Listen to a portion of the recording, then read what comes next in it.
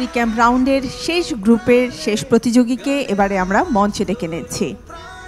ইশিকা, এবার আসছে অতনু অধিকারী।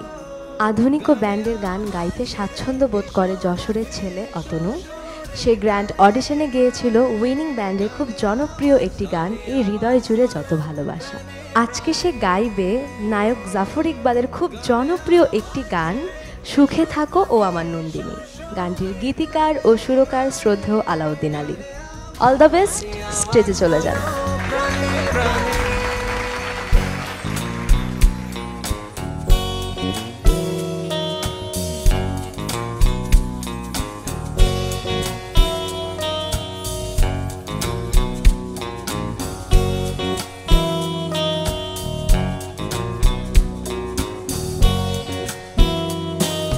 সুখে থাকো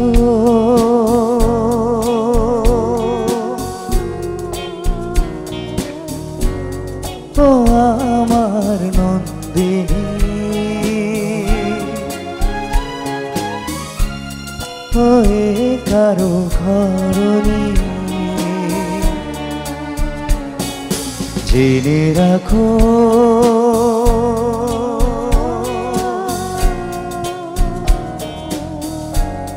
প্রাসাদের বন্দিনী, প্রেম কবু মরেনি।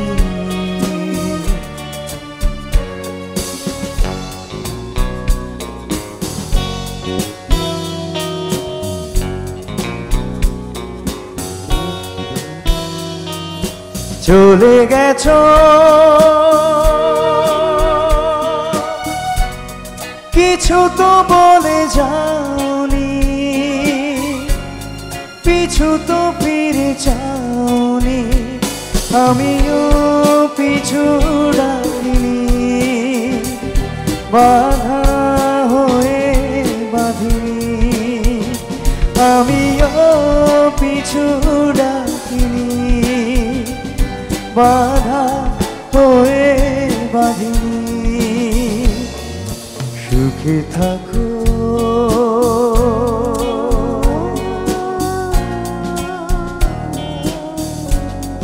ও আমার নন্দিনী,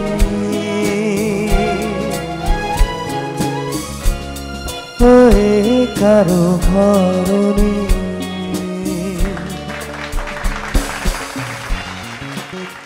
প্রথমেই মানাম স্যার আপনাকে দিয়ে শুরু করব। গানটা তুমি চমৎকার গেয়েছো, কোনো সন্দেহ নেই। Thank you sir. হ্যাঁ, কারণ সুরে আমি কোনো ঝামেলা দেখতে পাইনি। দু একটা জায়গা তোমার ডেলিভারিটা একটু ডিফারেন্ট ছিল, তুমি একটু মডিফিকেশন করার চেষ্টা করেছো, যেটা না করলেও হতো। হ্যাঁ, ওইটুক জায়গাগুলো ছাড়া ছাড়া না করে ওটা সুরে টানাটাই মনে হয় বেটার ছিল, তাহলে গানের ওই আমেজ থেকে বের হয়ে যাচ্ছিলা তুমি। হ্যাঁ, ওটা শর্ট করাতে লেন্থগুলোতে গানটা একটু ছাড়া ছাড়া হয়ে যাচ্ছিল। এই গানটার বৈশিষ্ট্যটাই হচ্ছে টানা টানা, অল্প সুর কিন্তু টানা টানা, এখানে ছাড়া যাবে না, ছাড়লেই মেলোডিটা ব্রেক হয়ে যাবে। এটাই হচ্ছে বিউটিটা এই কম্পোজিশনের। এটার মধ্যে মডার্নিজম ভরপুর। আলাউদ্দিন চাচার যত গানে যত ক্রসিং আছে আমার নিজের চোখে দেখা, উনি গান গাইতে গাইতে সুর করার সময় কিন্তু ক্রসিংগুলি করে ফেলতেন। আমরা সাধারণত গানের মিউজিক কম্পোজিশন রেডি করার পরে, গানের গাইড করার পরে, তারপরে আমরা কর্ড গুছাই, ক্রসিং চিন্তা করি। বাট আলাউদ্দিন চাচা স্পন্টিনিয়াসলি গান গাচ্ছেন, সঙ্গে সঙ্গে হারমোনিয়ামে উনি কর্ডগুলো চেঞ্জ করে ফেলতেছেন, এবং পাশে যেই থাকতো অ্যাসিস্ট যেই করতো তাকে, তার দায়িত্ব ছিল কর্ডগুলো লিখে নেওয়া।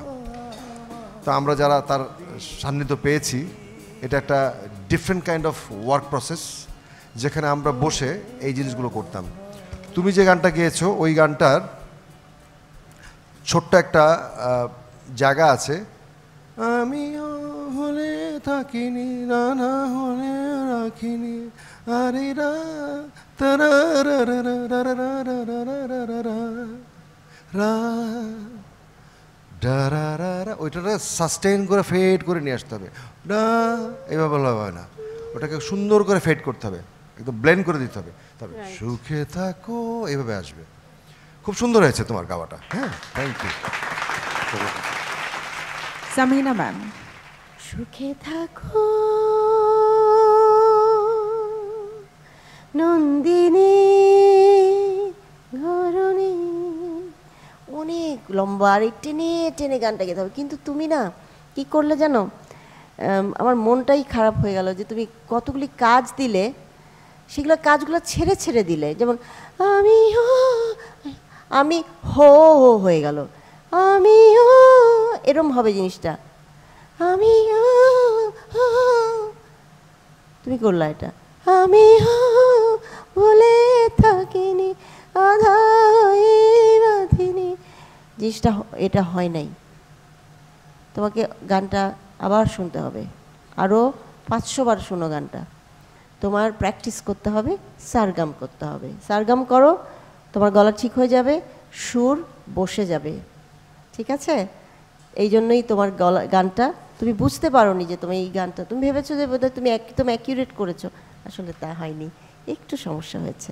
হ্যাঁ, ঠিক আছে, ধন্যবাদ ম্যাম। নকিব স্যার, এই গানের কিন্তু জাস্টিস করা উচিত, কারণ গানটা এত সুন্দর এবং জাফর ইকবালও এত সুন্দর গেয়েছে। জাফর ইকবাল কিন্তু একটা ব্যান্ড মিউজিশিয়ান, কিন্তু ওখানে গিটার বাজাতো, ব্যান্ডে গান করতো, ওনার ব্যান্ড ছিল। সো মিউজিশিয়ান থেকে, গায়ক থেকে উনি কিন্তু নায়ক হয়েছে। এবং আমার কাছে জাফর ইকবালের গাওয়া থেকেও আলাউদ্দিন আলী ভাইয়ের গান গাওয়াটা আরও সুন্দর ছিল। উনি একবার গেয়েছিলেন একটা অনুষ্ঠানে, এটাই অসাধারণ গেয়েছিলেন। সো ওনার গাওয়াটা আমার কাছে আরও ভালো লেগেছিল। যা হোক, তোমার ব্যাপার আসি, যে আর যেটা বলছিল যে আরেকটু মনে হয় পরিপক্কতার দরকার আছে, কারণ এটার অনেক জায়গায় সুরগুলো সরে যাচ্ছিল, সুর লাগছিলটা বা লেগে আবার সরে যাচ্ছে। কাজে এটা প্র্যাকটিসের ব্যাপার, প্র্যাকটিস করলে আমার মনে হয় ঠিক হয়ে যাবে। তোমার ভালো গানটা ভালো গেয়েছো, বাট আরও ভালো হতে পারতো আর কি।